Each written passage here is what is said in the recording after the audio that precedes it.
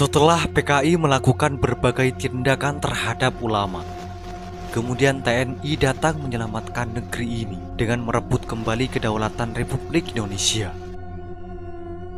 Mereka menggerahkan pasukan dengan kekuatan penuh dari TNI dari Divisi Siliwangi dan ditopang oleh pasukan Hizbullah dan Sabilillah. Keadaan bisa dipulihkan.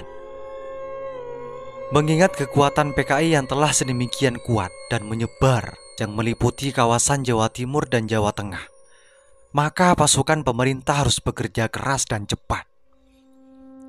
Dengan kerja kerasnya itu, maka kesatuan Republik bisa dipertahankan. Persis pada 30 September 1948, Madiun dan semua daerah yang diduduki PKI telah direbut kembali oleh TNI. Penaklukan ini disiarkan melalui radio RRI yang sudah dikuasai kembali oleh TNI. Pemberontakan menguasai keadaan sekitar 13 hari dengan memakan korban nyawa dan harta serta budaya yang tak terhitung jumlahnya. Setelah gembong pemberontakannya seperti Muso, Amir Syarifuddin, Maruto Darusman, serta pimpinan lainnya dieksekusi mati, pasukan FDR PKI makin terdesak terus dalam pengejaran TNI. Ketika dalam pengejaran pasukan Siliwangi, beberapa tokoh seperti DN Aidit dan gembong PKI lainnya seperti Alimin, Tangling J, Joto, termasuk Sumarsono, selamat karena masuk ke wilayah pendudukan Belanda. Atas jasa Belanda yang selama ini menjadi sekutu FDR PKI, maka mereka dilarikan ke luar negeri untuk menyelamatkan diri. Untuk menjaga persatuan ini, pemerintah Republik Indonesia tidak melakukan pengejaran secara tuntas, tidak juga melakukan eksekusi atau pembantaian secara keji. Sebaliknya malah menawarkan amnesti bagi bekas pemberontak yang mau balik dan bekerja sama dengan Republik. Demi keselamatan mereka, maka banyak bekas aktivis dan juga pimpinan PKI Pesindo yang kembali bergabung dengan TNI dan menyatu dengan masyarakat, sehingga kekejaman dan kejahatan mereka terlindungi.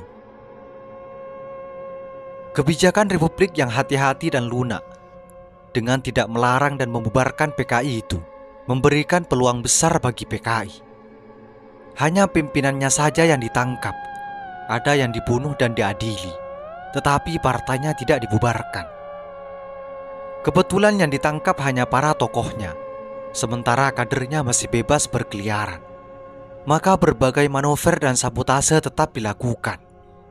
Sebagai contoh ketika Belanda melakukan agresi ke kota Trenggalek pada 20 Maret 1949, di mana tentara Republik melakukan taktik bumi hangus terhadap beberapa tempat strategis agar Belanda tidak bisa masuk.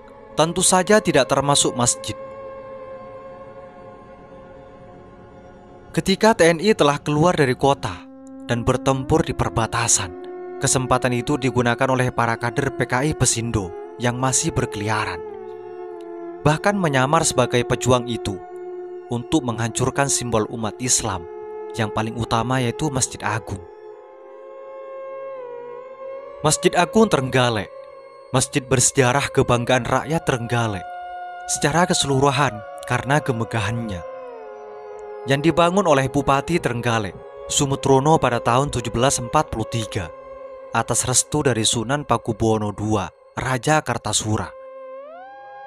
Masjid ini juga merupakan monumen perjuangan nasional karena dibangun oleh prajurit Untung Suropati, yaitu Kiai Haji Nur Khalifah, yang mengikuti perjuangan Untung Suropati dari Batavia hingga Trenggalek Kediri. Untuk menjaga kesejarahan masjid ini, maka pada tahun 1916 dipugar oleh Bupati Trenggalek Purwonegoro, sehingga menjadi lebih kokoh dan lebih megah. Karena itu, selalu menjadi kebanggaan masyarakat Trenggalek. Hal itulah yang tidak menyenangkan bagi PKI, sehingga berusaha keras meruntuhkan Masjid Agung ini. Politik bumi hangus TNI itu mereka tunggangi untuk melampiaskan dendamnya sendiri.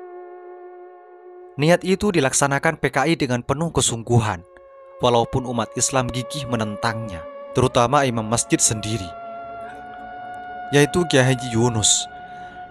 Imam masjid ini adalah keturunan dari Kiai Nur Khalifah, imam pertama masjid ini, yang tidak lain adalah salah seorang pasukan pejuang nasional Untung Suropati.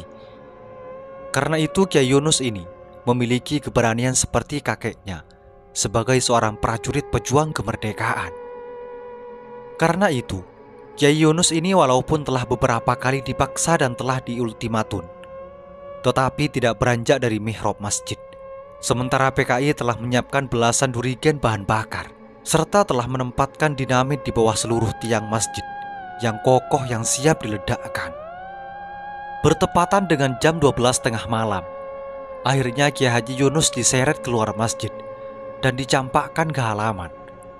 Baru kemudian masjid bersejarah yang megah itu dibakar dan juga diledakkan, sehingga musnah rata dengan tanah. Penganiayaan terhadap imam masjid serta pembakaran masjid itu disaksikan ribuan jemaah dengan penuh duka. Pembakaran tengah malam itu membentuk suasana haru tersendiri, karena api berkobar di tengah kegelapan. Itu terlihat sehingga dari jarak yang jauh tempat mereka itu menyelamatkan diri dari serbuan Belanda dan kekejaman PKI. Kebakaran baru padam ketika seluruh bahan bangunan telah menjadi abu. Peristiwa tragis ini tentu menjadi kabar yang menggemparkan bagi umat Islam, tidak hanya di Trenggalek, bahkan menyebar dari mulut ke mulut di seluruh Jawa.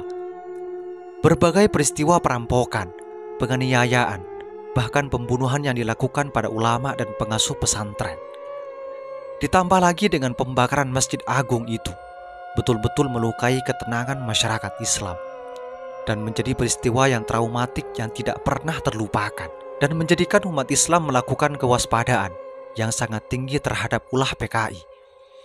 Sebab ini tidak hanya menyangkut soal politik kenegaraan, tetapi sudah menyangkut masalah akidah. Karena itu, bagi umat Islam menahan serangan PKI ini merupakan perjuangan hidup atau mati.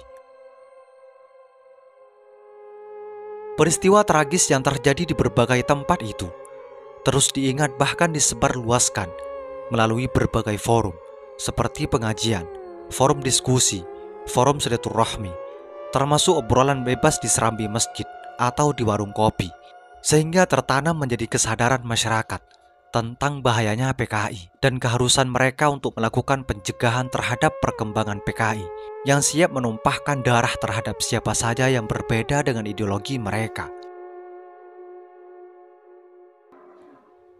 Semoga ini menjadi wawasan bagi kita semua dan menjadi pelajaran atau pengetahuan bagi masa yang akan datang. Semoga informasi ini bermanfaat. Assalamualaikum warahmatullahi wabarakatuh.